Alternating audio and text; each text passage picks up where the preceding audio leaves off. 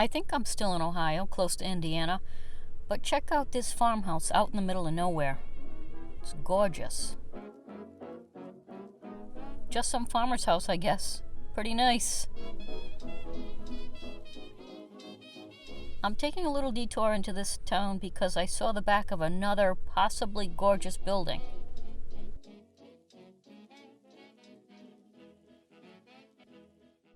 Oh my God.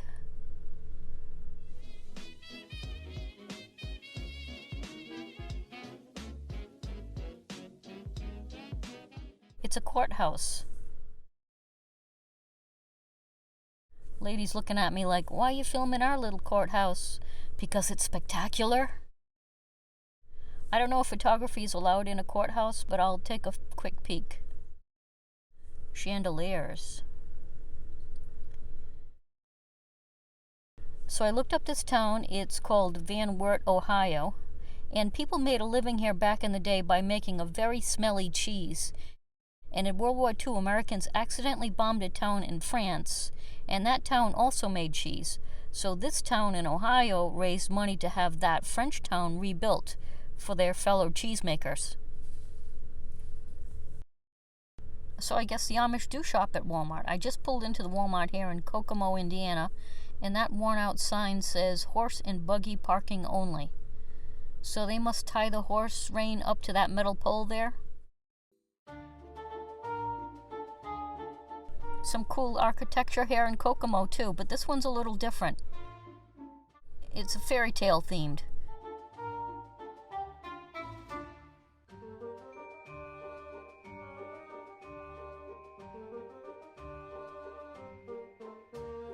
Check out that chimney, it's right out of Dr. Seuss. You'll never guess what's inside this building.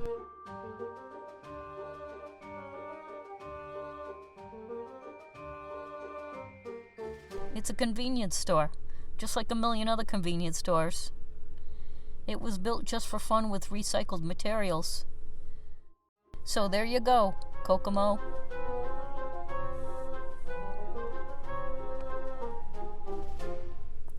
I decided at the last minute to detour north to here in Elkhart, Indiana, because the RV Museum always sounded interesting to me. So I better see it now because I don't know when I'll be in Indiana again. I was thinking everyone in Elkhart would have RVs because this is the RV capital of the country, but I'm seeing none. Not one. Look at that. It looks like an Airstream and a Greyhound bus had a baby.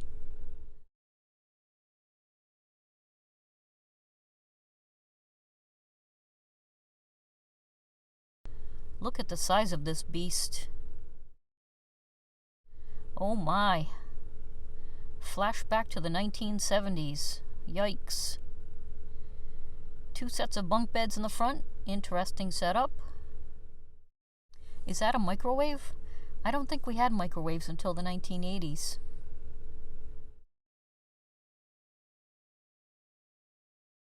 And another bed back here. Enough beds for the Brady Bunch. And it does look very Brady Bunch.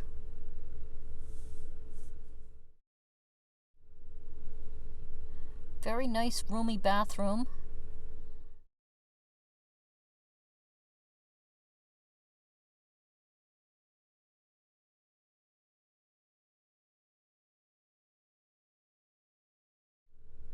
CB radio. No GPS then, folks. Your co-pilot would unfold that giant map and it would turn into an instant fight.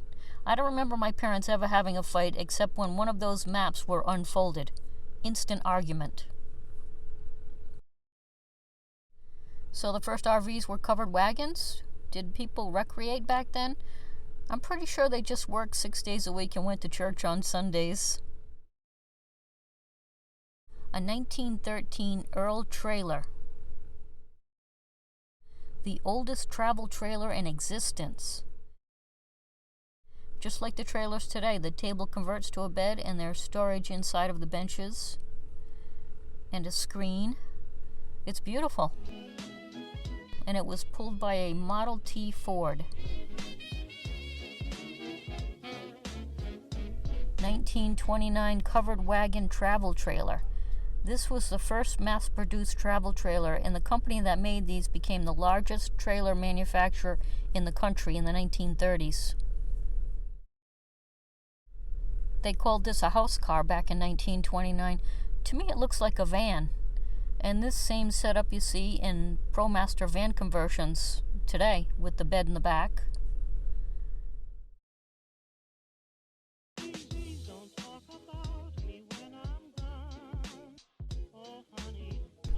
And this house car with wooden seats is from 1931. The wood is yellow pine and oak. It's got a desk, a bed in back, plenty of storage, portable gas stove. Let's look at it from the other side. And this was found in a barn in 1999, and the Model A Ford engine still works. This one-of-a-kind house car was given to a one-of-a-kind entertainer. Well, when I'm good, I'm very good. But when I'm bad, I'm better. This was given to Mae West by Paramount Pictures in 1931, and it was chauffeur-driven. Mae West didn't like to fly, so this was her mobile, portable motel room.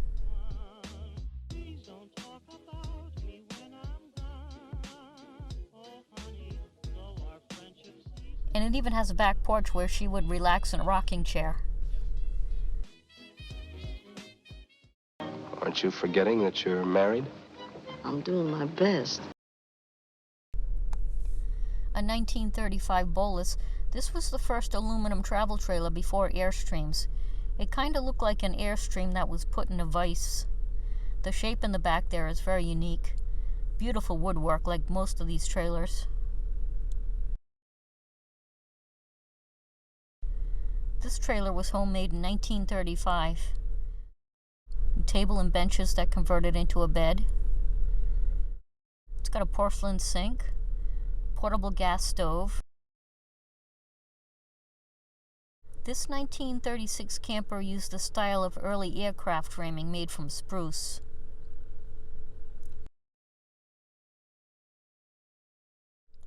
This one's really unique. It looks European, but it was built by a Hollywood movie producer in 1937. The seat back must be removable so you can access that area. It has a toilet, a sink, and supposedly the first working shower in an RV.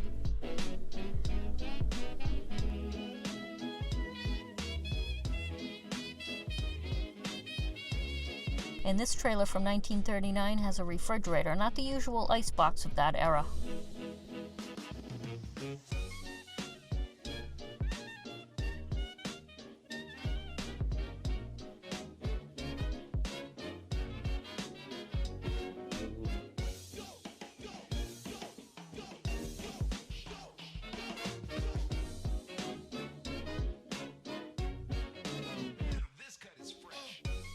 Nice stove, too.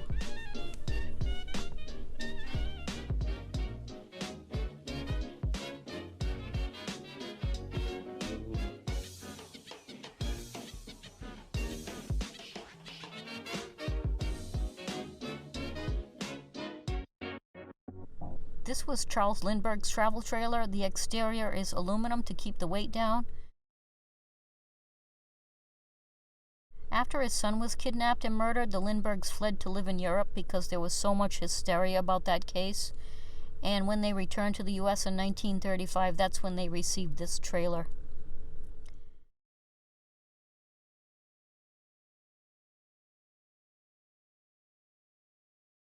This was the only camper here from the 1940s because during that time, everything was about the war.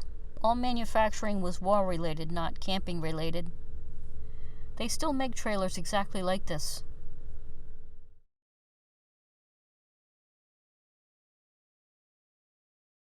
Look at this tile floor everyone had in the 1950s.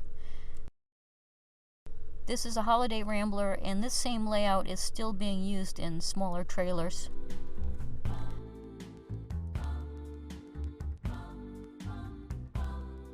A truck pulled this monstrosity. It's 42 feet long. A 1955 Spartan. This is another one made using aircraft technology and aluminum.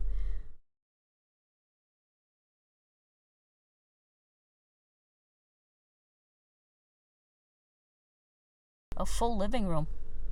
Even a sewing machine for Mom. It was the 1950s after all.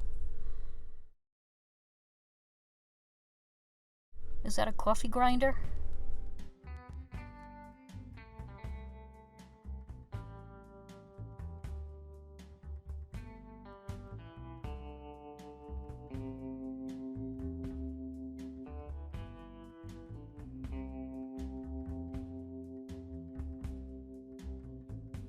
The children's bedroom.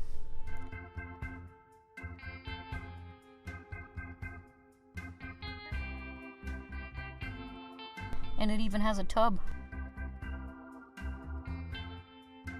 And a decent sized bathroom.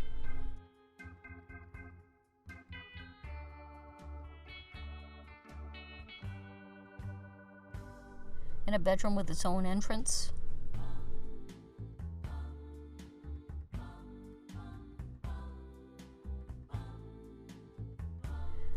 This is as big as the fifth wheels they make today. 1957 Cerro Scotty. I've heard of this trailer.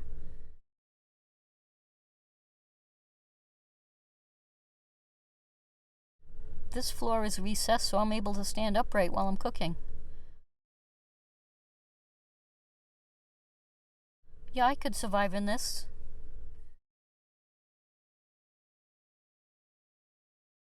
Look at this little Airstream. Looks like a 13-foot, a perfect size for me. I love it.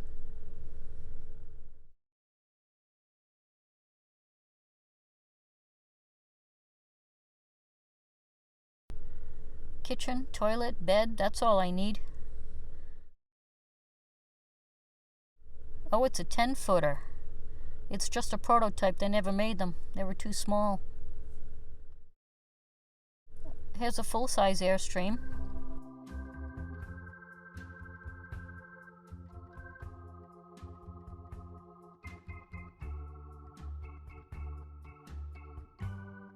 Cool looking on the outside, but pretty basic on the inside. It's an Airstream Flying Cloud.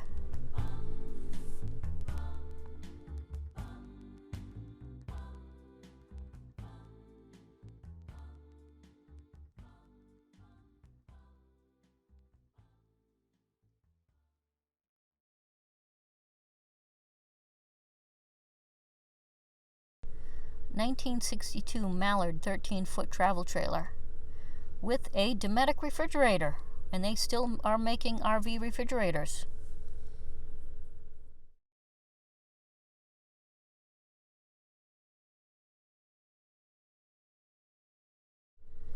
A 64 Coachman Cadet complete with a cast iron skillet.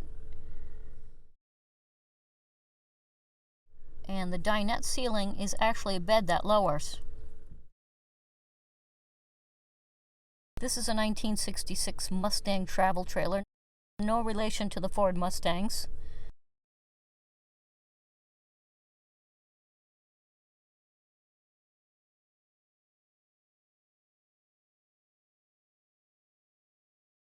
It has a bunkhouse design with a second-story bed, and this is when full bathrooms started to appear in trailers.